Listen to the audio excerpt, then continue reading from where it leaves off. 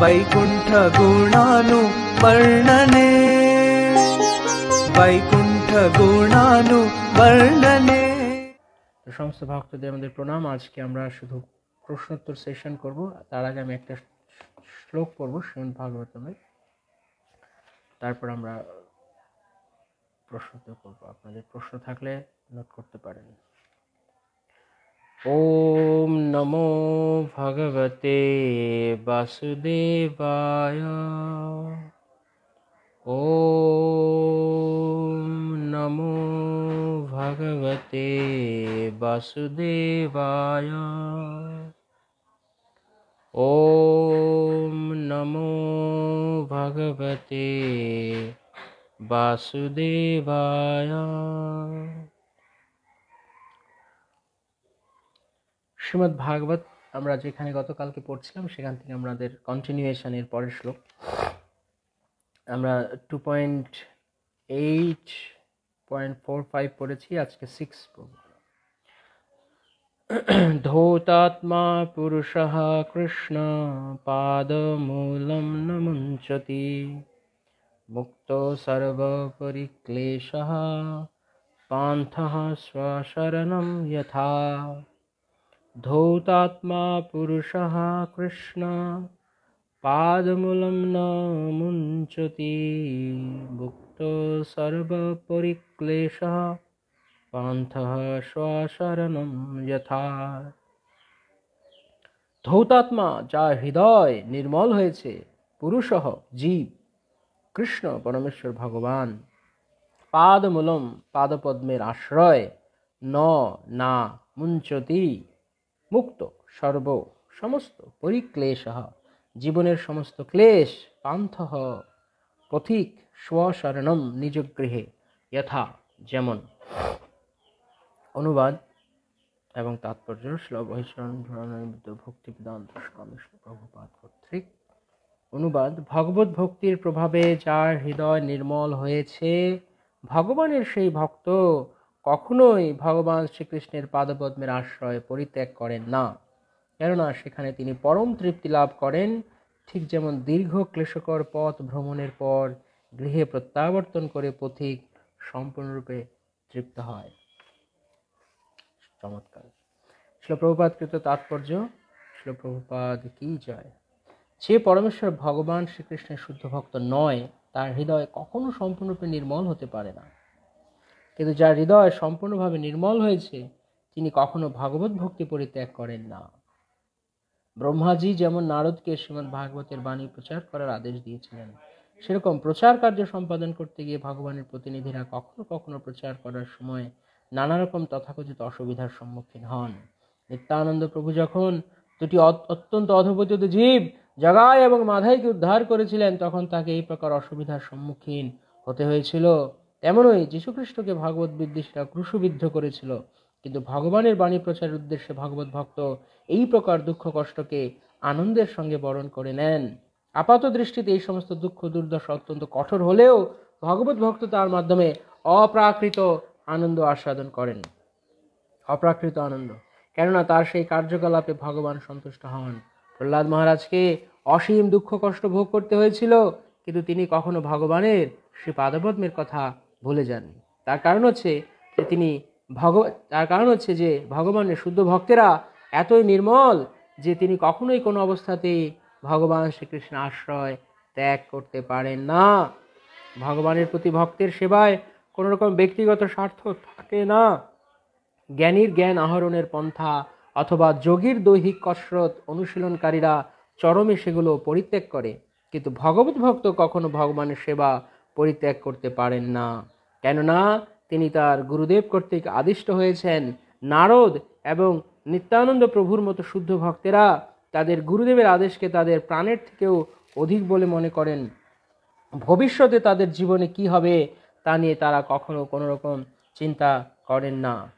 যেহেতু সেই আদেশ আসছে উচ্চতর অধ্যক্ষের কাছ থেকে, পরমেশ্বর ভগবানের প্রতিনিধির কাছ থেকে বা স্বয়ং ভগবান থেকে, তাই তারা অত্যন্ত নিষ্ঠা সহকারে তা গ্রহণ করেন।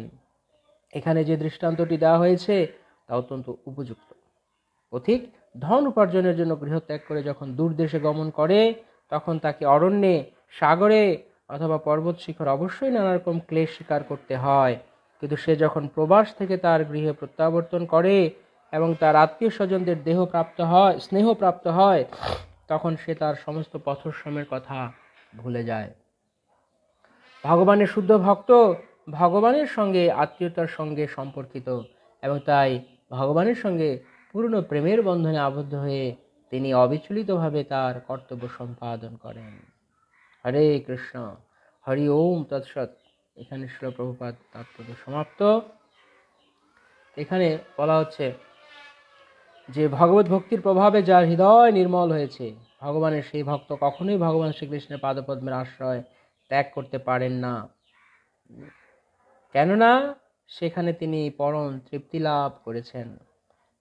ঠিক যেমন দীর্ঘ ক্লেশকর পথ ভ্রমণের পর গৃহে প্রত্যাবর্তন করে পথিক সম্পূর্ণরূপে তৃপ্ত হয়, যে কথা আমরা গতকালকে আলোচনা করছিলাম। সম্পূর্ণরূপে পরিতৃপ্ত হওয়া, এটা ভগবত ভক্তির জন্য খুব গুরুত্বপূর্ণ। ভগবত ভক্তির পথে এসে যে ব্যক্তি সম্পূর্ণরূপে তৃপ্ত নয়, সে একটার পর একটা বিভিন্ন কিছু খুঁজতে থাকবে।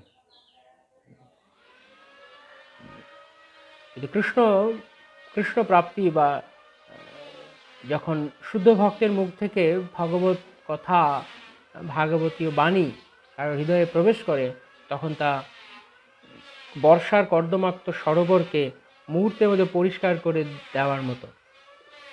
গতকালকে আমরা পড়ছিলাম, ঠিক যেমন শরৎ ঋতুর আগমনে কর্দমাক্ত জলাশয়ের মলিনতা সম্পূর্ণভাবে বিনষ্ট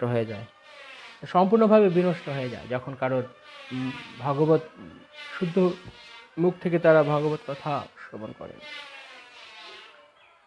তো এখানে সেই একই কথার কন্টিনিউশন করে বলা হচ্ছে যে যখন কেউ একবার সেইভাবে ভগবানকে হৃদয়ে ধারণ করেন, তখন তার পরম তৃপ্তি লাভ হয়, তিনি আর ভগবানকে তার আশ্রয় পরিত্যাগ করতে পারেন।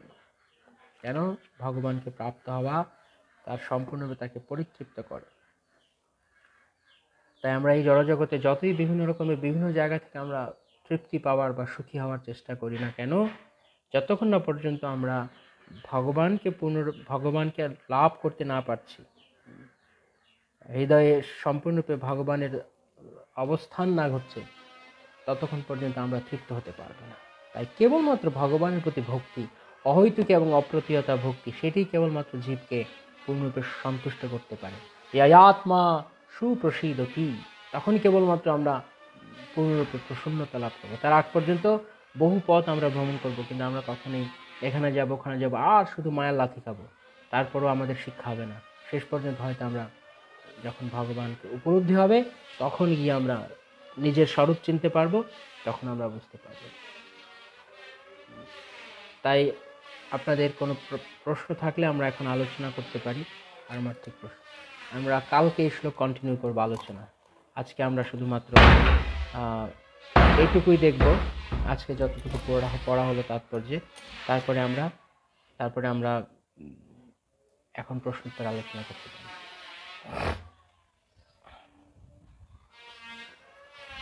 হরে কৃষ্ণ। কারো কোনো প্রশ্ন রয়েছে এই শ্লোকের উপরেও করতে পারেন, অথবা পারমার্থিক প্রশ্ন। কৃষ্ণ ভক্তির উন্নয়নের জন্য, কৃষ্ণ ভক্তির উন্নতিকল্প এমন কোনো প্রশ্ন নয় যে প্রশ্নের খুব একটা কাজে লাগবে না। যেমন সেদিন একজন আমাকে প্রশ্ন করছে, দ্বাদশীতে কেন তুলসীপত্র চয়ন করা যায় না? আচ্ছা, আমি যদি কথা জানি যে দ্বাদশীতে কেন তুলসীপত্র চয়ন করা যায় না, এটা কোন দিকে আমার কৃষ্ণ ভক্তির উন্নতিতে কাজে লাগবে? শাস্ত্রে বলা আছে, সিদ্ধান্ত বলিয়া চিত্তে না কর অলস, ইহা হইতে কৃষ্ণ লাগে সূর্যের মানুষ। সেগুলো হচ্ছে ভগবত ভক্তির পথে অগ্রগতির যে সিদ্ধান্ত। কিন্তু কিছু কিছু প্রশ্ন আছে, এগুলো হরিভক্তি বিলাসে বলা হয়েছে যে দ্বাদশী তিথিতে তুলসীপত্র চয়ন করা যায় না। তো আরও কিছু তিথি আছে, যেমন পূর্ণিমা, অমাবস্যা বা রবিবারে, কিন্তু সেগুলো এতটা মাস্ট নয়, কিন্তু দ্বাদশীতে অবশ্যই। কিন্তু তার যদি জানিও আমি, আমার কি হবে আমি বুঝতে পারছি, অ্যাটলিস্ট আমি জানি না কি হবে কথা জেনে। আমি নিজেও কখনো আজ অবধি জানার চেষ্টা করিনি। শাস্ত্রে কিছু কিছু জিনিস আছে, শাস্ত্রে যেগুলো আপনি যখন পড়ছেন সরাসরি হয়তো জ্ঞান লাভ হবে, কিন্তু আমার পারমার্থিক উন্নতির জন্য কি কাজে লাগবে, কোনো যুক্তি আছে কি বুঝতে পারছি না। যুক্তি ছাড়া শুধু শুধু জেনে কি হবে যদি আমার কাজে না লাগে। ওকে, সৌরভ শেঠ প্রভু। আজকের প্রথম প্রশ্ন, গুরু পূজার সময় আরতি সরাসরি গুরুদেবকে অর্পণ করা হয়, কিন্তু যখন একই অল্টারে ভগবানের সাথে গুরুদেব থাকেন তখন কি করা উচিত? অল্টারে ভগবানের সাথে গুরুদেব থাকেন,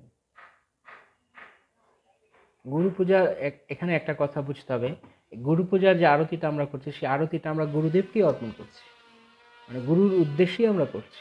আর যখন আমরা বেদিতে অল্টারে যখন আমরা ভগবানের আরতি করছি তখন সেই আরতিটা ভগবানের জন্য, সেটা গুরুদেবের জন্য নয়। কিন্তু আমরা গুরুদেবকে দিচ্ছি, গুরুদেবের হাতে দিচ্ছি, যেন স্মরণ করছি গুরুদেব আরতি করছে, গুরুদেব তার গুরুদেবকে দেবেন, তার গুরুদেব তার গুরুদেবকে দেবেন, এভাবে করে ভগবান পর্যন্ত পৌঁছে যাবে। কিন্তু যখন আমরা গুরু পূজা করছি তখন আমরা সরাসরি গুরু মহারাজকেই বা গুরুদেবকে আমরা যার গুরুদেবকে আমরা আরতি করছি। সেই ক্ষেত্রে আপনাকে কাউকে হাতে দিতে হবে না, কিন্তু ভগবানের ক্ষেত্রে আরতি করতে গেলে তখন আগে স্মরণ করতে হবে যে আমি গুরুদেবকে অর্পণ করছি। আরেকটা কথা আমি যখন আমরা আরতি কীর্তন নিয়ে আলোচনা করেছিলাম বলতে ভুলে গেছি, মানে পয়েন্টটা মিস হয়ে গেছে, সেটা হচ্ছে যে আরতির সময় অবশ্যই সবার প্রথমে সেই বিগ্রহকে পুষ্প অর্পণ করতে হয়। আরতি শুরু করার আগে গুরুদেবকে এবং বিগ্রহ যারা রয়েছেন, যদি ফুল কম থাকে অ্যাটলিস্ট মেইন বিগ্রহকে এবং গুরুদেবকে পুষ্প অর্পণ করে তারপর আরতি করতে হয়। পুষ্প প্রদান ছাড়া আরতি করা অপরাধ, আগে পুষ্প অর্পণ করে তারপরে আরতি করতে হয়। সৌরভপ্রভু, এটাই কি আপনার প্রশ্ন ছিল না অন্য কিছু? আর আর কিছু প্রশ্ন আছে কারোর? প্রশ্ন নেই? মনে হয় হোমওয়ার্ক করছেন আপনারা নাকি? গতকালকে বলা ছিল হোমওয়ার্ক। এই যে এখানে আমরা মাত্র একটা শ্লোক পড়লাম যে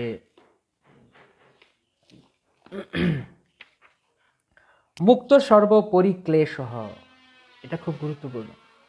মুক্ত সর্ব পরিক্লেশ, ভক্ত যার হৃদয় নির্মল হয়েছে, যা ভগবত ভক্তিতে যে স্থিত হয়েছে, তার প্রমাণ হচ্ছে ধৌতাত্মা ধৌতাত্মা ধৌতাত্মা, যার হৃদয় সম্পূর্ণরূপে বিধৌত হয়েছে, সম্পূর্ণরূপে নির্মল হয়েছে, ধুয়ে পরিষ্কার হয়ে গেছে, তার কি হবে? কৃষ্ণ পাদমূলম ন মুঞ্চতি, সে কখনোই ভগবানের সেই পাদপদ্ম পরিত্যাগ করবে না। কোনোভাবেই সে ভগবানের যে জীবনের যে কোনো পরিস্থিতি সে ভগবানের পাদপদ্ম পরিত্যাগ করবে না। মুক্ত সর্ব পরিক্লেশ, এবং সেরকম ব্যক্তি ক্ষেত্রে সমস্ত ক্লেশ, সে জড়জগতে থাকলেও কোনো ক্লেশ তাকে বিচলিত করতে পারে না। মুক্ত সর্ব পরিক্লেশ, স্বশরণম যথা, কেন? তিনি নিজ গৃহে আশ্রয় লাভ করেছেন। যতক্ষণ পর্যন্ত কেউ নিজের গৃহে আশ্রয় না লাভ করছে ততক্ষণ পর্যন্ত বাইরে ঘুরলেও সে ক্লান্ত অনুভব করবে। যখন ঘরে আসবে, তা আমরা যখন ভগবানের শ্রীচরণে এসে উপস্থিত হব তখন আমাদের সমস্ত ক্লেশ দূরীভূত হবে। ওকে প্রভু, যদি পুষ্প না থাকলে আপনি স্মরণে দিতে পারেন, সমাধুরী সুশীলেখা মাতা, স্মরণে ভগবানকে পুষ্প অর্পণ করতে পারেন, যে আমি গুরুদেবের শ্রীচরণে পুষ্প দিলাম এবং বিগ্রহের শ্রীচরণে পুষ্প দিলাম, কোনো অসুবিধা নেই। হরে কৃষ্ণ। পূর্ণিমা রয় চৌধুরী ইতি, হরে কৃষ্ণ। ধাম অপরাধ কীভাবে হয়? মাতাজি, ধাম অপরাধের লিস্ট রয়েছে, এই মুহূর্তে সবগুলো আমার মনে নেই। আপনারা তো জানেন যে ধাম অপরাধ রয়েছে। ধাম অপরাধ মূলত সবচেয়ে বড় কথা হচ্ছে যে যদি কেউ ধামে যাচ্ছে কৃষ্ণ প্রীতির বাসনা ছাড়া, ভক্তিতে অগ্রগতি লাভ করার উদ্দেশ্য ছাড়া অন্য কোনো কারণে, তবেই সে ধাম অপরাধ করে বসবে। বোঝা যাচ্ছে?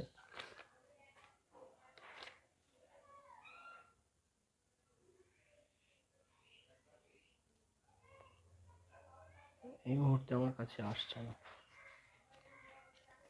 যাই হোক, আপনারা দেখে নেবেন, নামহট্ট অথবা ভক্তিগীতি সঞ্চন হয়তো আছে।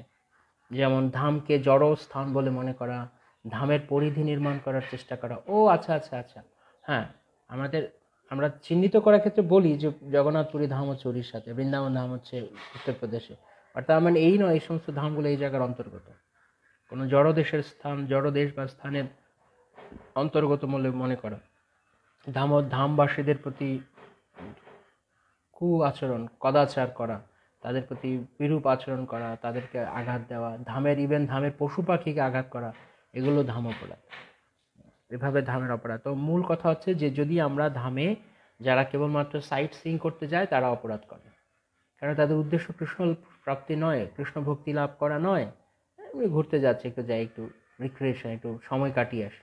কিন্তু যখন আমরা ধামে যাব আমাদের পারমার্থিক কল্যাণের জন্য, তখন কিন্তু আমরা ধাম অপরাধ করা থেকে সতর্ক থাকতে পারবো, কারণ আমরা যাচ্ছি সেখানে আমাদের হৃদয়কে নির্মল করতে। তাই কে কী করলো না করলো কোথাকার, অনেক সময় ধামে গেলে অনেক সময় কেউ হয়তো একটু খারাপ ব্যবহার করতে পারে, তো কোনোভাবে হয়তো কোনো রিক্সাওয়ালা বা কোনো বাইরের লোক বা কিছু, কিন্তু তাতে আমরা সঙ্গে সঙ্গে আমরা কি ওখানে বাড়ি ঘর করতে যাচ্ছি, আমরা কি ওখানে পার্মানেন্ট থাকতে যাচ্ছি 3-4 দিনের জন্য ধাম থেকে কিছু পারমার্থিক শক্তি সঞ্চয় করতে, সেখানে কেন অযথা আমরা তাদের সঙ্গে খারাপ ব্যবহার করি? তাই সহ্য করতে হবে ওই কদিন, নিজেকে সম্পূর্ণরূপে কৃষ্ণ ভাবনায় থাকার। আপনি ধাম অপরাধ থেকে সহজেই মুক্ত থাকতে পারবেন যদি ধামে গেলে আপনি শুধু কেবলমাত্র ভগবানের নাম শ্রবণ কীর্তনে যুক্ত থাকেন, আর দ্বিতীয় কোনো ইচ্ছা নেই। একদম সর্বোচ্চ ইউটিলাইজেশন করুন টাইমের ধামে থাকলে, তাহলে ধাম অপরাধ থেকে আমরা মুক্ত থাকতে পারবো। ধামে থাকতে কোনো জড় কর্ম করা, ধামে যারা রয়েছে তাদেরকে কষ্ট দেওয়া, উৎপীড়ন করা, ধামকে নোংরা করা ইত্যাদি বিভিন্নভাবে ধাম অপরাধ হতে পারে। ওকে, হরে কৃষ্ণ। হিমালয় সেন প্রভু, রাধা অষ্টমীর উপবাস অর্ধেক দিন নাকি সম্পূর্ণ দিন? গুরুদেব বলেছেন, প্রভুপাদ বলেছেন অর্ধেক দিন, তো আমি তো অর্ধেক দিনই জানি। কেউ যদি সারাদিন করতে চায় সেটা তার ব্যক্তিগত বিষয়। এই সমস্ত উপবাস নির্ভর করে অনেকটা স্থানের উপরেও, যেমন ইউপিতে বা ইউপি, রাজস্থান বা হরিয়ানা ওইদিকে তারা রাম নবমী উপবাস খুব জাঁকজমক করে করে, কেননা সেখানে ভগবান রামচন্দ্রের প্রভাব বেশি। তো যার মূলত উপবাস হয় যার যখন আবির্ভাব সেই সময়টুকু পর্যন্ত, তারপরে প্রসাদ পেতে পারে। তো যেমন ভগবান শ্রীকৃষ্ণের আবির্ভাব মধ্যরাত্রিতে, তাই আমরা মধ্যরাত্রি পর্যন্ত উপবাস করি। বলরামের আবির্ভাব দুপুরবেলা মধ্যাহ্নে, তাই আমরা দুপুর পর্যন্ত। রামচন্দ্রের আবির্ভাব দুপুরবেলা, আমরা দুপুর পর্যন্ত করি। নৃসিংহদেবের আবির্ভাব সন্ধ্যাবেলা, আমরা সন্ধ্যে পর্যন্ত উপবাস করি। মহাপ্রভুর আবির্ভাব সন্ধ্যাবেলা, মানে চন্দ্রগ্রহণের সময়, ততক্ষণ আমরা উপবাস করি। কিন্তু যেহেতু মহাপ্রভু এবং নৃসিংহদেব তারা সন্ধ্যেবেলা আবির্ভূত হয়েছেন, তাই সাধারণত সন্ধ্যের পর আর আমরা অন্ন গ্রহণ করি না, আমরা সরাসরি কি বলে আমরা ফল অনুকল্প গ্রহণ করি। আর বিশেষ করে মায়াপুরে যেহেতু নৃসিংহদেব আছেন, গুরু মহারাজ বলছেন যে সেই জন্য ভক্তরা এখানে অনেক অনুকল্প পায়, দ্যাটস অপশনাল। আমরা যারা অনুকল্প পাই, আমরা চাইলে অন্ন পেতে পারি, কিন্তু এটা ইচ্ছা ভক্তদের। যেহেতু এখানে নৃসিংহদেব প্রতিষ্ঠিত আছেন, তাই আমরা এখানে অন্ন পাই না। তো এরকমভাবে যেমন বৃন্দাবনে বা বোম্বেতে বা দিল্লিতে সেখানে রামচন্দ্র ভগবান রয়েছেন, তো সেখানে তারা হয়তো ফল প্রসাদ পেতে পারে, অনুকল্প পেতে পারে। কিন্তু যেহেতু রাধারানীর আবির্ভাব, শ্রীমতী রাধারানী তিনি দুপুরবেলা মধ্যাহ্ন আবির্ভূত হয়েছেন, তাই মধ্যাহ্নকাল পর্যন্ত উপবাস, অর্ধেক বেলা। কেউ চাইলে ফুল উপবাস করতে পারে, কেউ তাকে না করেনি, কিন্তু সাধারণত অর্ধবেলা। ওকে, তপ্তকাঞ্চন নিত্যানন্দপুর, রাম উচ্চারণ করতে বলেছেন, বাট প্রভুপাদ ও অন্যান্য ভক্তগণদের মুখে শুনেছি রাম উচ্চারণ করতে। এই বিষয়ে একটু বলবেন? না, আমি সেদিন ক্লাসে বলছিলাম তপ্তকাঞ্চন নিত্যানন্দপুর, আপনি হয়তো ছিলেন না। আমরা শুনছি যে প্রভুপাদ বলছেন রাম, কিন্তু প্রভুপাদ রাম বলছেন না, একবার প্রভুপাদ বলছেন রাম রাম রাম। আমরা শুধু প্রভুপাদের ভিডিওটা শুনছি, অডিওটা, কিন্তু আপনি যদি ভিডিও দেখবেন প্রভুপাদের চ্যান্টিং, প্রভুপাদ এইভাবে বলছেন রাম রাম। প্রভুপাদ বলছেন না রাম রাম, বলছেন না প্রভুপাদ বলছেন রাম রাম রাম রাম। পরের অটা খুব শর্ট, সেজন্য আমরা বুঝতে পারছি না। আমাদের কাছে মনে হচ্ছে উনি বলছেন রাম হরে রাম রাম রাম হরে হরে। প্রভুপাদ এইভাবে বলছেন, এভাবে বলছেন না হরে রাম রাম রাম হরে হরে। সংক্ষেপে মর পিছনে অ আছে, তাই রাম এটা।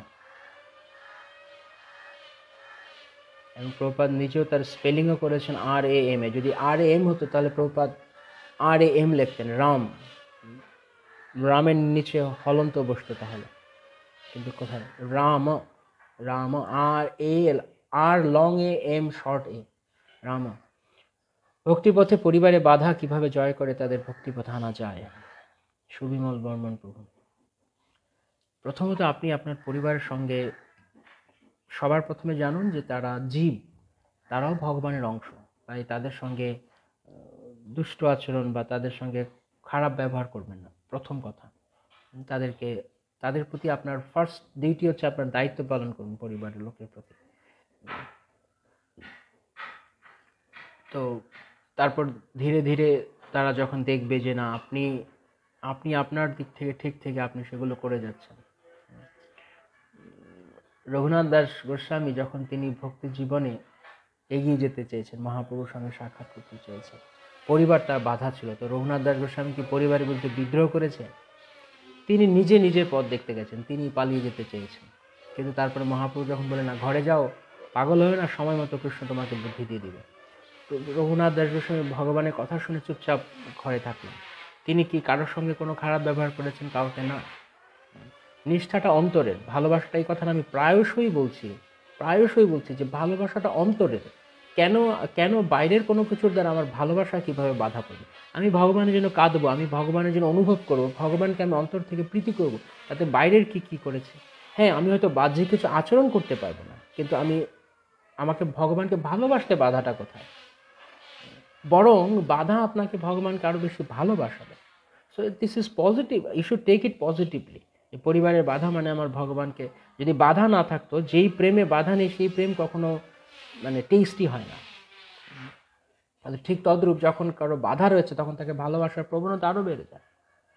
তো যখন পরিবারের বাধা রয়েছে তখন আমাদেরকে ভগবানের কাছে ঐকান্তিকভাবে প্রার্থনা করতে হবে যে ভগবান তুমি করুণা করে, তুমি সমস্ত জীবের হৃদয়ে পরমাত্মার রূপে বিরাজ করছো, তাই তুমি কৃপা করে এদেরকে তোমার ভক্তরূপে তুমি গ্রহণ করে এদেরকে তোমার ভক্তি করবার সৌভাগ্য প্রদান করো। একদিকে আপনি প্রার্থনা চালিয়ে যান, অন্যদিকে আপনি আপনার কাজ করুন, আপনার দায়িত্ব পালন করুন পরিবারের প্রতি, আর তাদেরকে অল্প অল্প করে, হালকা করে আপনি কিছু বলতে পারেন। তোমরা আজকে আমাদের সঙ্গে সবাই চলো আমরা একসঙ্গে বসে হরে কৃষ্ণ মহামন্ত্র জপ করি 5 মিনিট, এইভাবে অল্প অল্প করে। তারপর হয়তো বলতে পারেন যে ঠিক আছে আমরা একাদশী করি প্রতি 15 দিন পর। প্রথমেই একবারে সব কিছু করা নয়, ধীরে ধীরে ধীরে ধীরে তাদেরকে টেস্ট দিতে হবে, ভক্তি জীবনে স্বাদ পাওয়াতে হবে। কিন্তু আপনি নিজেই যদি এমন কিছু আচরণ করে বসেন তখন তারা বলবে যে আমি খারাপ ব্যবহার করলাম, আমাকে বলে দেবে যে তোমার মতো ভক্ত হয়ে কী লাভ, ভক্তরা তো এরকম করে। প্রথমে নিজেকে ভালো ভক্ত হতে হবে। যখন তারা দেখবে যে আমি কোনো পরিস্থিতি বিচলিত হচ্ছে না, ঠিক আছে, তখন ভগবান সাহায্য করবেন। যদি যদি আমি সাহায্য করতে চাই তাহলে ভগবান আমাকে সাহায্য করবেন, কিন্তু যদি আমি সাহায্য না করি, যদি আমি নিজে আমার জায়গায় স্থিত না হই, তাহলে ভগবান কিভাবে সাহায্য করবে? একটা গল্প ছিল না এরকম, প্রায় আপনারা শুনে থাকবেন, ক্লাসে বলেন বক্তারা। এক সাধু যাচ্ছে, তো দেখছে একটা কাঁকড়া সে জল থেকে উঠে আসছে কাঁকড়া বিছে। তো সে যখন মানে সে জল আর ডাঙ্গার মানে কোনা এখন, তো সেখান থেকে সেই কাঁকড়া বিছেটিকে সে উদ্ধার করার জন্য সে জল থেকে টানার চেষ্টা করছে, সে তাকে আরো কামড়ে ধরে আছে, উপরে আনছে নাকি জানি, মানে জলে ছিল বা ডাঙ্গা ছিল কিছু একটা। তো সে তাকে কামড়ে ধরে আছে, একটা লোক পাশ দিয়ে যাচ্ছে, দেখছে, বলছে আরে আপনি বোকা নাকি, ও আপনাকে কামড়ে ধরে আছে, আপনি কেন ওকে বারবার জলে নামিয়ে দিতে চাইছেন অথবা ডাঙ্গায় তুলে আনতে চাইছেন, তো আপনাকে কামড় দিচ্ছে। বলছে কাকড়া যদি কাকড়ার কাজ করে আমি কেন আমার কাজ করবো না? তো সাধুর কাজ করবে, তারপর কৃষ্ণ তার বাকিটুকু টেক কেয়ার করবেন। এটা ঠিক যে তাদেরকে ভক্তিপথ আনা আমাদের কর্তব্য, কিন্তু আমরা তো আমরা তো প্রত্যেকটি জীব স্বাধীন এবং স্বতন্ত্র, আমাদের সর্বোচ্চ চেষ্টার বাইরে আমরা বেশি কিছু করতে পারি না। আমরা কেউ এখানে ভগবান নই যে আমার ইচ্ছা মতো সব কিছু চলবে। যদি তাদের যথেষ্ট পরিমাণ স্বীকৃতি না থাকে, আমি হাজার চেষ্টা করলেও তারা আসবে না এই পথে। অনেক সময় অনেককে দেখা যায় এরকম, তারা ভক্তি জীবনে প্রচণ্ড প্রচেষ্টা করে তাদের ফ্যামিলিকে ভক্তি করার জন্য, কিন্তু যখন হয় না তখন বেকার মাঝখান থেকে নিজের চেতনাকে, নিজের কৃষ্ণ ভাবনাময় চেতনাকে তারা নষ্ট করে। তার চেয়ে ভালো প্রথমত আমরা চেষ্টা করেছি, তারপর নিজে নিজে করি, কৃষ্ণ চাইলে ঠিক তারা একদিন হয়ে যাবেন। হালকা ধীরে ধীরে তাদেরকে প্রথমে নিজে যে ভক্তি জীবনে আনন্দ আছে সেটা তো বোঝাতে হবে, নয়তো তারা কেন আসবে। ওকে, হরে কৃষ্ণ। সঙ্গীতময়ী গোপী দেবী দর্শী, হরে কৃষ্ণ। প্রণাম প্রণাম। আজ এই শ্লোকে যেমন বলা হয়েছে যে ভগবানের সেবা করলে পরিতৃপ্ত হবে, এই পরিতৃপ্তটা কি রূপ? চমৎকার।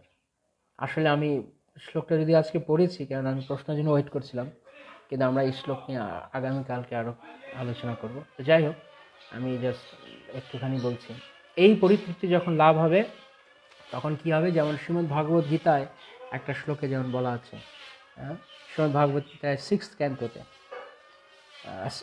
সিক্স চ্যাপ্টার শ্লোক 27-28, 27-28 নম্বরে বলা আছে, প্রশান্ত মনসম হিয়েনম যোগিনম সুখমুত্তমম উপৈতি শান্তরাজোষম ব্রহ্মভূতকল্মষম युञ्जन्नेव सदात्मानं योगी विगतकल्मषः সুখেন ব্রহ্ম সংস্পর্শম অত্যন্তম সুখমশ্নুতে। খুব চমৎকার। ব্রহ্মভাব সম্পন্ন প্রশান্ত চিত্ত, রজগুণ প্রশমিত ও নিষ্পাপ হয়ে যার মন আমাতে নিবিষ্ট হয়েছে, তিনি পরম সুখ প্রাপ্ত হন। এভাবেই আত্মসংযমী যোগী জড়জগতের সমস্ত কলুষ থেকে মুক্ত হয়ে ব্রহ্ম সংস্পর্শরূপ পরম সুখ লাভ করেন। ব্রহ্ম সংস্পর্শরূপ ব্রহ্ম সুখম সুখেন ব্রহ্ম সংস্পর্শম অত্যন্তম সুখমশ্নুতে। সুখেন ব্রহ্ম সংস্পর্শম অত্যন্তম সুখমশ্নুতে, সেই কোন সুখ? ব্রহ্ম সংস্পর্শ, কৃষ্ণ উপলব্ধিরূপ সুখ। উদাহরণ দিয়ে শ্লোক প্রভুপাদ এই শ্লোকে বলছেন, যেমন পথিক অনেক পান্থ বা পথিক, সে অনেক জায়গা ভ্রমণ করতে করতে ক্লান্ত হয়ে যায়, কিন্তু যখন সে ভগবানকে, যখন সে ঘরে ফিরে আসে তখন সে পূর্ণরূপে তৃপ্তি লাভ করে, তাই না? আমরা যখন বাইরে থাকি, আমাদের কাজকর্মে আমরা কত ক্লান্ত থাকি, সারাদিন পর যখন ঘরে ফিরি, আমরা গা এলিয়ে দিই একদম, রেস্ট, ইংরেজিতে বলে হোম সুইট হোম। তো এইভাবে আমরা যখন ভগবানকে লাভ করব তখন আমরা তৃপ্ত হব। এটা হচ্ছে কি তৃপ্তি? ব্রহ্ম সুখম ব্রহ্ম সংস্পর্শম অত্যন্তম সুখমশ্নুতে, ব্রহ্ম সংস্পর্শ পরম সুখ। সেটা যেমন বলা হচ্ছে যে কৃষ্ণ নামে যে আনন্দ সিন্ধু আস্বাদন, ব্রহ্মানন্দ তার আগে খাতদক্ষম। ভগবানের ভক্তিতে, ভগবানের নামে যে আনন্দ আস্বাদন হবে, আপনি পূর্ণ তৃপ্তি লাভ করবেন। পূর্ণ তৃপ্তি মানে ভেতর থেকে আপনার আর কোনো কিছু পাওয়ার বাসনা জাগবে, ইন্দ্রিয়গুলোকে আরো বিভিন্ন কিছুতে এঙ্গেজ করবো, আরো সুখ পাওয়ার চেষ্টা করবো না, সে তখন স্যাটিসফাইড, ফুললি স্যাটিসফাইড। আপনি জিজ্ঞেস করছেন যে পরিতৃপ্তিটা কি রূপ? এখন যে পরিতৃপ্ত হয়নি বা যে নিজে সে পরিতৃপ্তি অনুভব করে, সে কিভাবে এই কথাটা বুঝতে পারবে? যদি আমি বোঝাইও আপনাকে, বুঝতে পারছেন? প্রভুপাদ উদাহরণ দিচ্ছেন যে সারা দিনের পরিশ্রমের পর ঘরে ফিরলে যেরকম আনন্দ অনুভব হয়, অথবা প্রচন্ড প্রচন্ড মানে দাবদাহে, গ্রীষ্মের দাবদাহে কেউ শ্রান্ত ক্লান্ত একদম তৃষ্ণার্ত ব্যক্তি যদি হঠাৎ সরোবরের নির্মল, সরোবরের সুশীতল জল পান করতে পারে, তার কাছে কেমন লাগে? প্রাণটা একদম জুড়িয়ে গেল, আর কিচ্ছু চাই না। ভগবানকে লাভ করলে তখন এমন তৃপ্তি আসবে যে আর কোনো কিছু, এই জগতের কোনো কিছু, আপনার সামনে শত সহস্র ভোগের উপকরণ থাকলেও, ভোগের পরিবেশ থাকলেও আপনি কোনো আর্জ অনুভব করবেন না। কি বলে আর্জকে? অনুভব করবেন না। তার নাম হচ্ছে পূর্ণ পরিতৃপ্তি। এবার এটুকু হচ্ছে আমি থিওরিটিক্যালি বলতে পারি, কিন্তু খেলে যখন পেট ভরে, যে খায়, যার পেট ভরে সে বুঝতে পারে। এর চেয়ে বাইরে আর কিছু আমি ওইভাবে বোঝাতে পারবো না। হয়তো বোঝাতে পারলেও পরে চেষ্টা করবো বিশ্লেষণ করে আরো উদাহরণ নিয়ে। তো ভগবানকে রেগুলার যখন ভোগ নিবেদন করি তখন গুরু মহারাজ গুরু পরম্পরাকে নিবেদন করি, কিন্তু যখন গুরু মহারাজ ঝুমে আসেন তার আগে কিভাবে ভগবানকে ভোগ নিবেদন করার পর গুরু মহারাজকে প্রসাদ নিবেদন করবো অলটারে? Interesting question.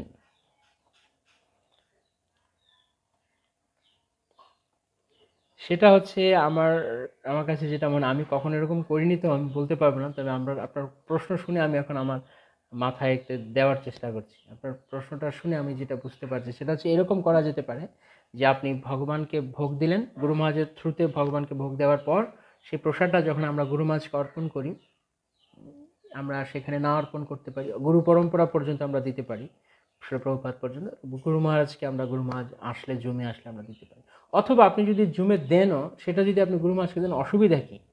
আপনি তো অর্পণ করেছেন, কিন্তু আপনি সেই প্রসাদটার রয়েছে, সেটা আপনি গুরু মাছকে জমে দিলেন। চিত্রপট আর সাক্ষাতের পার্থক্য কি? কোনো তো পার্থক্য নেই। এমন তো না যে আমি গুরুদেবের পরবর্তী কাউকে পাইয়ে আবার গুরুদেবকে দিচ্ছি, গুরুদেব পর্যন্তই থাকছে। আমার মনে হয় না এটা কোনো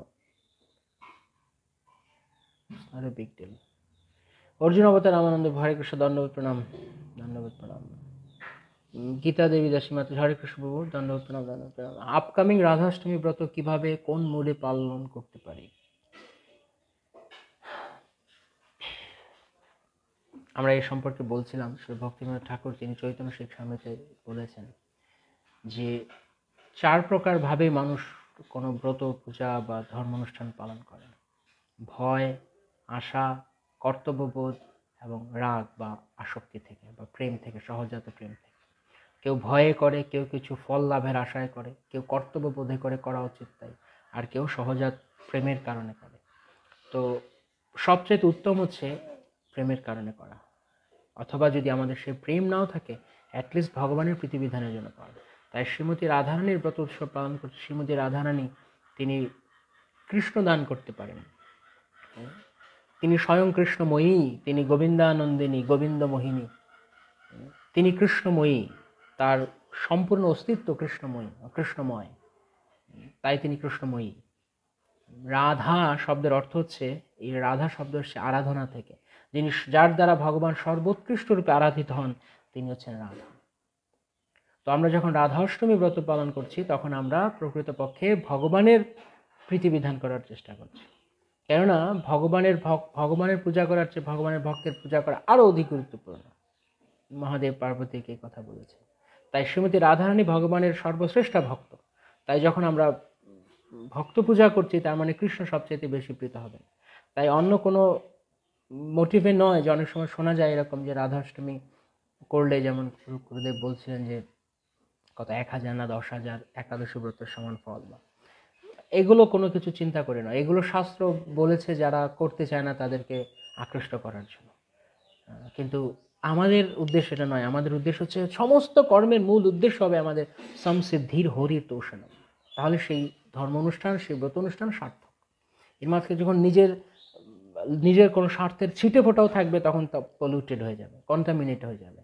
মানে কি বলে, আপনি এক ভাঁড় দুধের মধ্যে যদি আপনি একটুখানি মদ ফেলে দেন, 1 ফোঁটা মদ বা 1 ফোঁটা বিষ, তাহলে পুরোটাই সেই দুধটা নষ্ট হয়ে যাবে।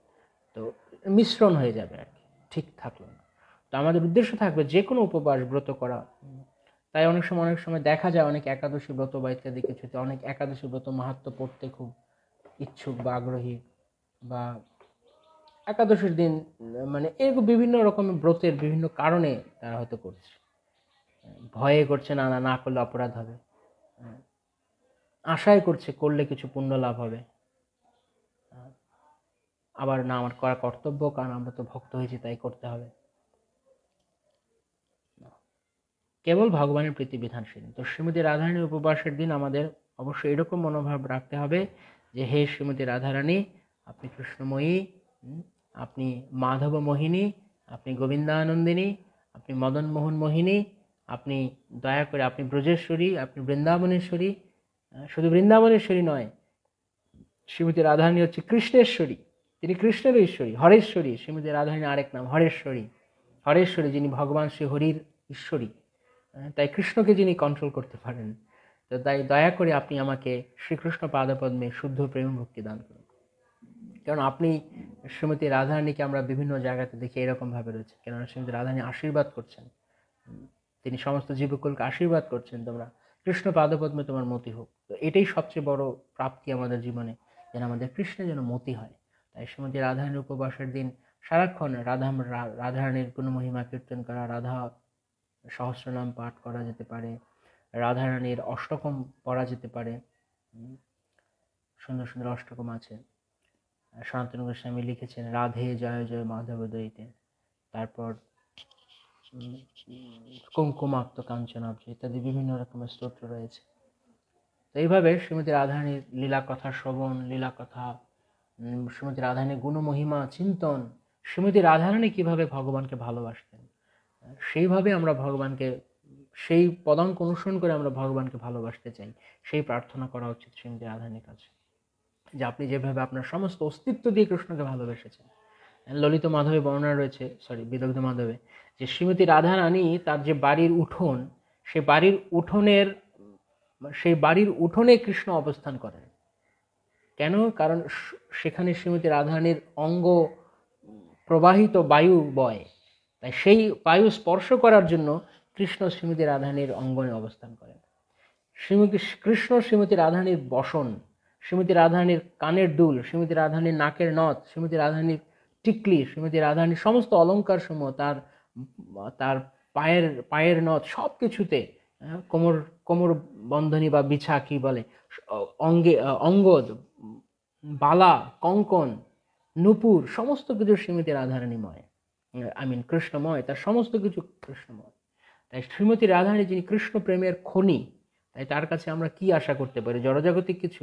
প্রশ্নই আসে না। তিনি জড়জাগতিক কিছু দিবেন না। জড়জগতের সঙ্গে শ্রীমতী রাধারানীর কোনো রকম সংস্পর্শ নেই, ঘুণাক্ষরে কোনো সংস্পর্শ। তিনি কেবলমাত্র কৃষ্ণ প্রেমের খনি। তার সম্পূর্ণ অবয়বটি, তার সম্পূর্ণ অস্তিত্বটি কৃষ্ণ প্রেম দ্বারা গঠিত। তাই শ্রীমতী রাধারানী উপবাসের দিন কৃষ্ণ পাদপদ্মে প্রেম ভক্তি প্রার্থনা করা ছাড়া এর চেয়ে ভালো মুড আর হতে পারে না। আমরা এ সম্পর্কে আরো পরে আলোচনা করবো হয়তো, যখন রাধাষ্টমীর আগে আগে। কোয়েশ্চেন 2, কি করে হরিনাম জপের সময় শুধু হরিনাম নিরন্তর শ্রবণ করতে পারবো? আপনি কি কৌশল অ্যাপ্লাই আপনার জপের সময় বলবেন কি? কয়েকটা বিষয় রয়েছে।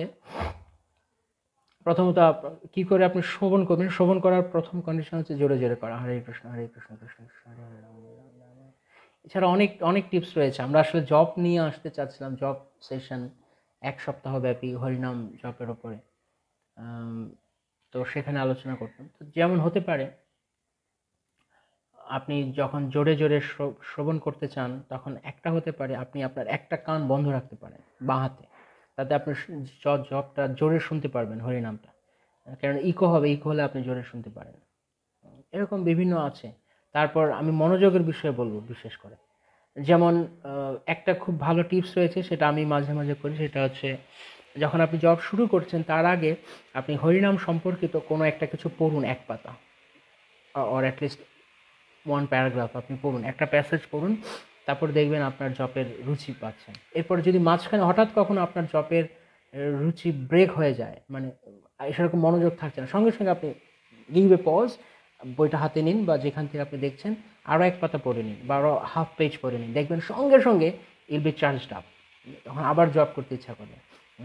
কিছু রসায়ন শ্লোক আছে, সে সমস্ত রসায়ন শ্লোক যদি আমরা জপের সময় আবৃত্তি করি, মাঝখানে মাঝখানে জপ থামিয়ে, তাতে কোনো অপরাধ নেই।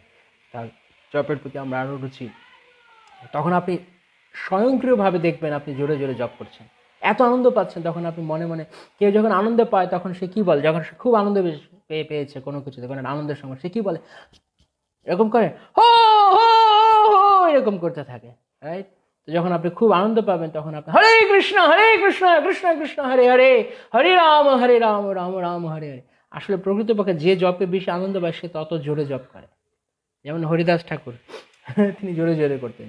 শ্রীধর, তিনি জোরে জোরে করতেন, কারণ তারা হরিনামের রুচি, আনন্দ পেতেন।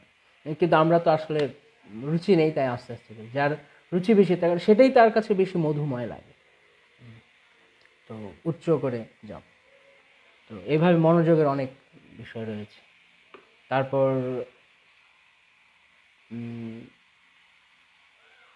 আরও হতে পারে, যেমন আপনি এটা সবচেয়ে আমার কাছে দেখেছি ইফেক্টিভ, যখন আমি পড়ি মাঝখানে মাঝখানে কিছু, অথবা যেমন শ্রীমন মহাপ্রভু চৈতন্য চরিতামৃতে তিনি হরিনামের মহিমা কীর্তন করছেন। কিবা মন্ত্র দিলা গোসাই, কিবা তার বল, জপিতে জপিতে মন্ত্র করিল পাগল, হরিনাম মহামন্ত্রের এই তো স্বভাব, যেই জপে তার কৃষ্ণে উপজয়ে ভাব। এটাই হচ্ছে কৃষ্ণ মন্ত্রের স্বভাব। হরে নাম হরে নাম হরে নাম ঐব কেবলম, কলৌ নাস্তেব নাস্তেব নাস্তেব গতিরেনা। তারপর হরিদাস ঠাকুরের প্রার্থনা রয়েছে। হরিদাস ঠাকুর হরিনাম প্রভুর চরণে তিনি যে প্রার্থনা করেছেন, কৃপা করি নাম প্রভু আমার সেবায়, নিরন্তর নাচ প্রভু ধরিত পায়, তোমাতে আমাতে এই অচ্ছেদ্য সম্বন্ধ, এরকম প্রার্থনা রয়েছে। সে প্রার্থনা পড়তে পারেন, তাহলে দেখবেন আরো টেস্ট পাবেন জপে। ওকে, হরে কৃষ্ণ।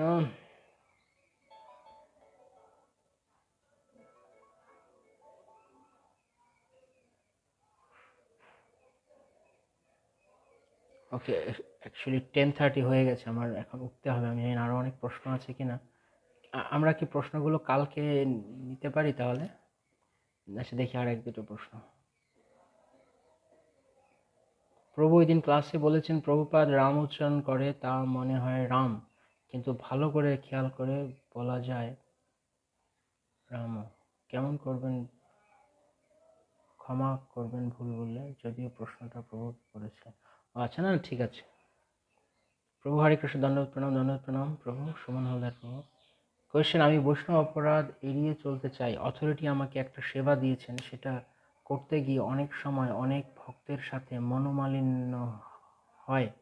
সেক্ষেত্রে আমি কিভাবে আরো সচেতন হতে পারি?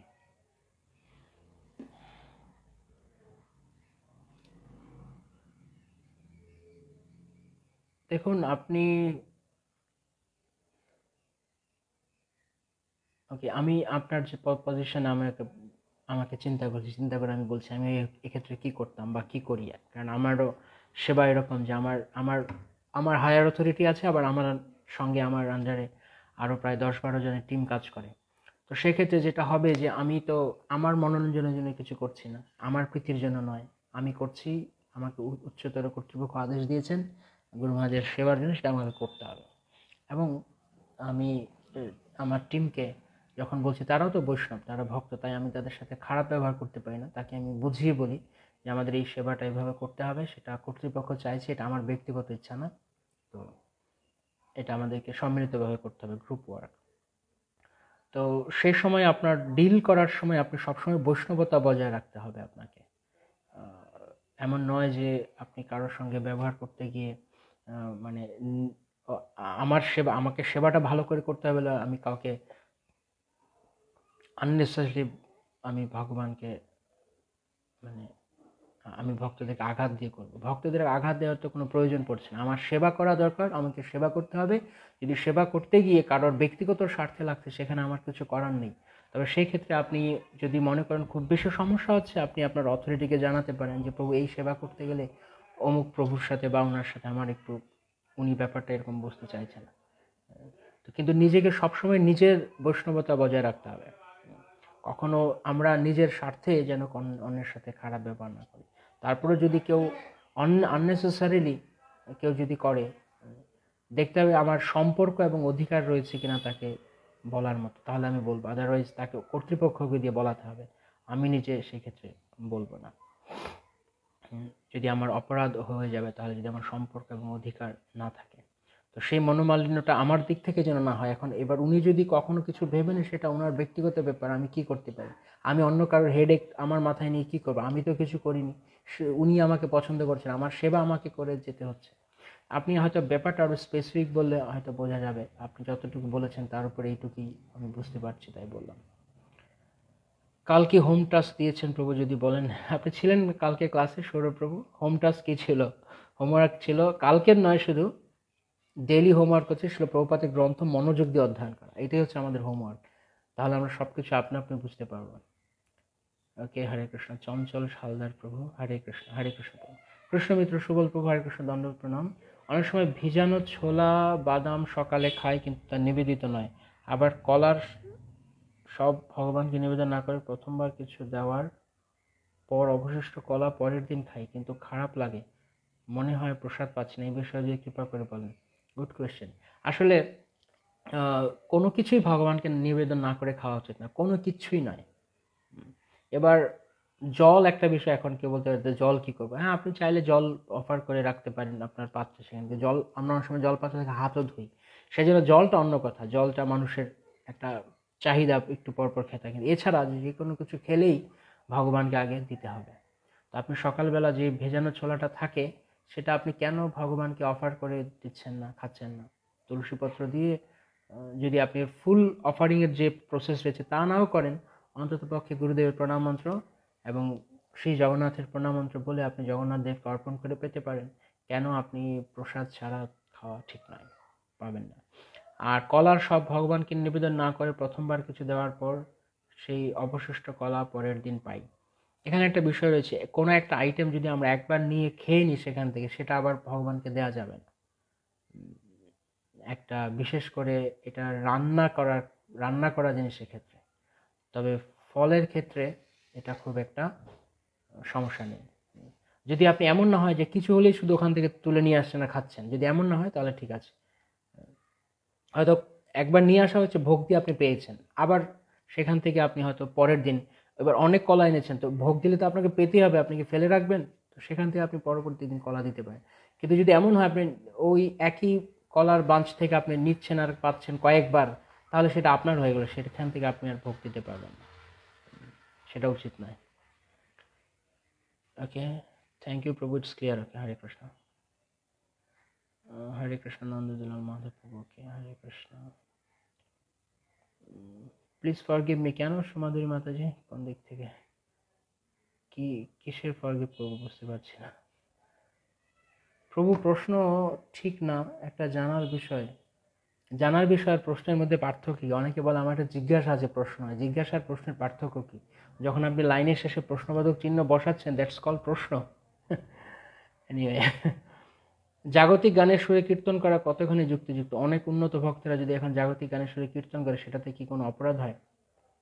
এটা একটা বড় টপিক, আমি এখনই সেখানে যাব না। তবে আমি সংক্ষেপে বলছি যে চেতনা কোথায় থাকছে যখন আমি সেই সুরে কীর্তন করছি, বুঝে নিন। সেই জন্য আমি বলছিলাম যে সব প্রশ্ন করার মতো নয়, কিছু প্রশ্ন উত্তর নিজেরাই বুঝতে পারি। যখন আমি জাগতিক গানের সুরে কীর্তন করছি, তাহলে কেন আমাদের কি অথরাইজ সুর নেই? আমরা জাগতিক গানের সুরে কীর্তন করার কি দরকার রয়েছে? আমাদের আচার্যরা যে সুরগুলো গেয়েছেন সেখান থেকে আমরা হয়তো করছি। কিন্তু এখন উন্নত ভক্ত বলতে আপনি কি বোঝাচ্ছেন আমি জানি না। উন্নত ভক্ত মানে এখন আজকালকার দিনে কীর্তন মেলায় সবাই গায়। ওই দিন একজন দেখছি লিখেছে ফেসবুকে, সাডেন কীর্তন মেলা। হঠাৎ করে রাত 12টার সময় শখ হয়েছে হয়তো, তার সাডেন কীর্তন মেলা করছে। এটা কি একটা মানে কীর্তন মেলা এখন যেন একটা ফ্যাশনের মতো পরিণত হয়ে গেছে সব জায়গায়, কিছু হলেই কীর্তন মেলা। কীর্তন মেলা মানে কি? যখন সে সময় সচিনন্দন মহারাজ প্রথম 2012 এটা শুরু করেন, সেটার একটা আলাদা একটা আকর্ষণ ছিল সেই কীর্তন মেলা। এখন টু বি অনেস্ট, আসলে ফ্র্যাঙ্কলি স্পিকিং, সেই কীর্তন মেলার আনন্দ নেই, কিছু নেই। সমস্ত এখন যারা যেখান থেকে যা পারছে সেই সুরে কীর্তন গাইছে, কোনো মাধুর্য নেই, কিছু নেই। আগে যেমন একটা ডিপ মেডিটেশন ছিল, I don't know whether I should say or not, কিন্তু সেরকম এখন আর নেই। এখন সব জায়গাতে সবাই কিছু হলে এখন কীর্তন করা যেন জাস্ট অনলাইনে আসার একটা ছুতা হয়ে গেছে। জাস্ট অনলাইনে আসতে হবে, লোক আমাকে জানবে, চিনবে, আর কিছু না। তো উন্নত ভক্ত বলতে আপনি কাদেরকে বোঝাচ্ছেন আমি জানি না। যদি প্রভুপাত করেছেন, আমাদের কোনো গুরুবর্গ করেছেন, সেটা অন্য কথা। কিন্তু সে গাইলো তার সুরে আমাকে কীর্তন, সেটা আমার কাছে যুক্তিযুক্ত ব্যক্তিগতভাবে আমি জানি না, আমার কাছে মনে হয়। মানস পাত্র প্রভু। ওকে প্রভু, উদ্ধব গীতা নিয়ে কিছু বলবেন? উদ্ধব গীতা যখন ভগবান উদ্ধবকে তিনি বৃন্দাবনে পাঠিয়েছিলেন, সেই সময়কার যে কাহিনী উপদেশ, তা নিয়ে সেই কথা নিয়ে উদ্ধব গীতা। এখন এর বিশাল টপিক, এটা এখন বলার মতো নয়। তবে আপনি শুধু বলেছেন, আমি শুধু প্রসঙ্গতে বললাম। আর উদ্ধব গীতা বা এরকম কিছু রয়েছে যা অত্যন্ত উন্নত গ্রন্থ, সেই মনোভাব বোঝার মতো মন মানসিকতা আমাদের এখনো তৈরি হয়নি পুরোপুরি। হরে কৃষ্ণ। ধন্যবাদ, প্রণাম প্রণাম প্রণাম প্রণাম। ওকে, দণ্ডবত প্রণাম, দণ্ডবত প্রণাম, দণ্ডবত প্রণাম। সবাইকে দণ্ডবত প্রণাম, যারা যারা প্রণাম বলেছেন। আপনার শ্রীমুখ থেকে হরিকথা শোনার পর মনে হয় এই মুহূর্ত থেকে সবসময় নিজেকে কৃষ্ণ ভাবনায় রাখি, কিন্তু এত অভাগা আমি সেটাকে বেশিক্ষণ ধরে রাখতে পারি না। কেন এরকম হয়? এটা আমাদের ঘনতরলা ভক্তির কারণে।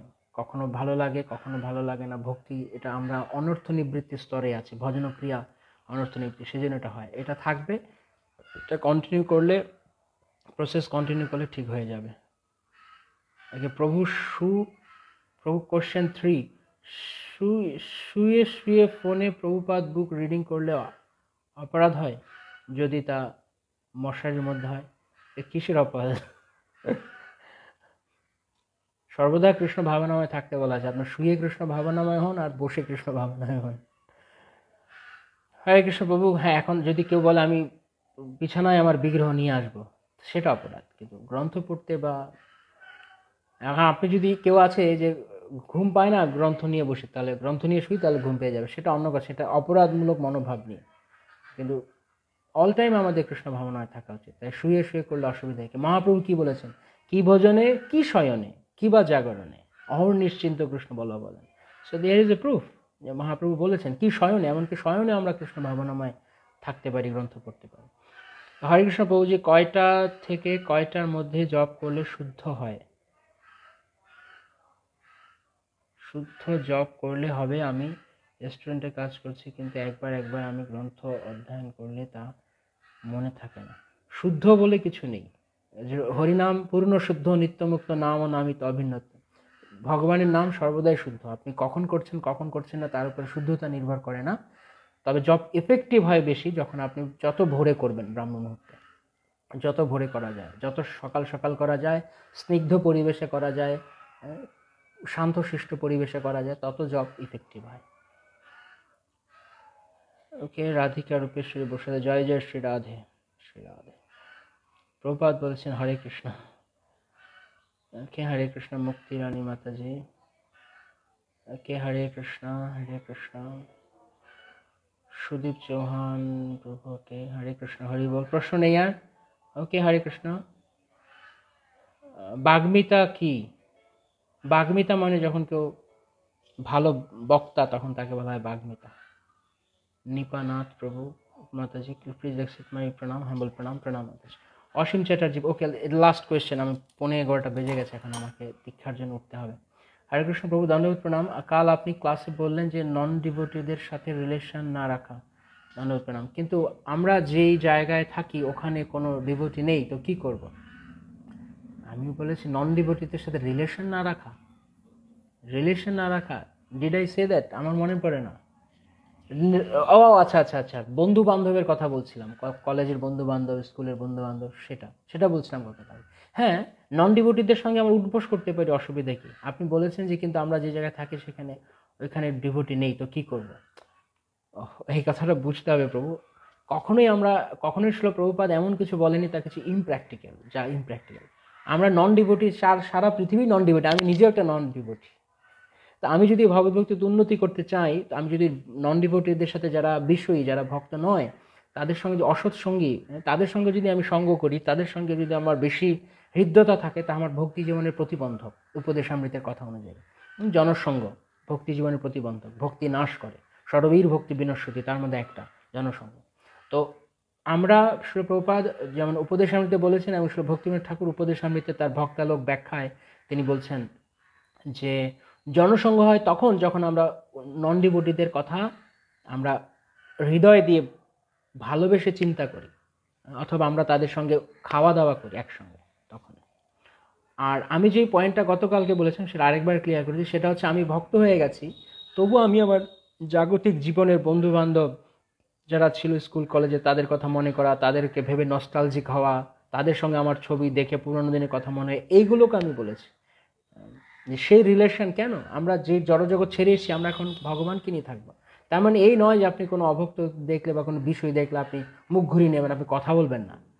সেটা সম্ভব নয় এই জগতে, সেটা ইমপ্র্যাকটিক্যাল। আপনাকে চাকরি করুন, ব্যবসা করুন, সব জায়গাতেই বিষয়ী লোক। আপনি কি কথা বলবেন না তাদের সঙ্গে? তাহলে আপনি কাজই করতে পারবেন না। আপনাকে তাদের সঙ্গে উদ্বোস করতে হবে, but don't share your heart. আপনার হৃদয়ের কথা তাদের সঙ্গে শেয়ার না করুন, তাদের সঙ্গে একসাথে খাওয়া দাওয়া না করুন, এবং তাদেরকে নিয়ে আপনার নস্টালজিক ফিল করার কোনো কারণ নেই। সেটা আমি কালকে বলেছি। ওকে, ইজ দ্যাট ক্লিয়ার অসীম প্রভু? ওকে, আমি লাস্ট বলছি, কিন্তু লাস্ট হচ্ছে না, এটা লাস্ট, আমি আর যাব না। প্রভু, বৈষ্ণব অপরাধ করা থেকে কি করে নিজেকে বিরত রাখতে পারা যায়? কবিতা বর্মা মাতাজি। মাতাজি, বৈষ্ণব অপরাধ, যদি কেউ সারাক্ষণ কৃষ্ণ ভাবনাময় থাকে, তাহলে তার বৈষ্ণব অপরাধ করার সময় কোথায়? যদি কেউ সবসময় কৃষ্ণ ভাবনাময়, এই জন্য আমি সেদিন বলছিলাম যে সময় পেলেই আপনারা হরিনামের জপমালার ভিতরে হাত দেওয়ার অভ্যাস করুন। সময় পেলেই জপ করুন। কাউকে নিয়ে চিন্তা, কাউকে কি করেছে মনে মনে কাউকে নিয়ে বাজে চিন্তা করে না, জপ করুন। সময় পেলেই ভগবানের নাম জপ করুন। নিজেকে কৃষ্ণ ভাবনাময় রাখার চেয়ে সর্বশ্রেষ্ঠ উপায় বৈষ্ণব অপরাধ থেকে মুক্ত থাকার। সবসময় 24 hours কৃষ্ণ ভাবনাময় থাকুন। আর সবসময় মনে করুন যে সবাই ভালো, মানে সবাই আমার চেয়ে উন্নত, আমি তো ক্ষুদ্র, আমি কি করব? যদি আপনি গুরু হন তাহলে অন্য কথা, বা আপনি গাইড হন অন্য কথা, তাহলে হয়তো আপনাকে ডিফারেন্সিয়েট করতে হবে। আমি বলছি না যে মানে সঙ্গ করার ক্ষেত্রে আপনি ডিফারেন্সিয়েট করবেন না। হ্যাঁ, যে সঙ্গ আমার জন্য উপকারী না, আমি সেই সঙ্গ করবো না, কিন্তু আমি আমি আননেসেসারি আমি তাদের বদনাম বা তাদের নিন্দামন্দ আমি করব না, কারোর অযথা আমি সমালোচনা করব না। কিন্তু যখন আমাকে ডিফারেন্সিয়েট করতে হবে, সেই ক্ষেত্রে আমাকে পার্থক্য করে চলতে হবে আমি কোন সঙ্গে চলবো, কোন সঙ্গে না চলবো।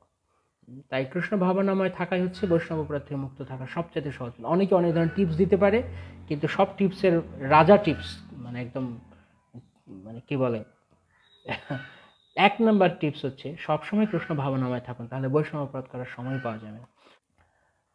হরে কৃষ্ণ, ধন্যবাদ। বাঞ্ছা কল্পতরুভ্যশ্চ কৃপা সিন্ধুভ্যেব পতিতানাং পাবনেভ্যো বৈষ্ণবেভ্যো নমঃ। জগদ্গুরু শ্রীল প্রভুপাদ কি জয়, সমবেত ভক্তবৃন্দ কি জয়, গৌর প্রেমানন্দে হরি হরি।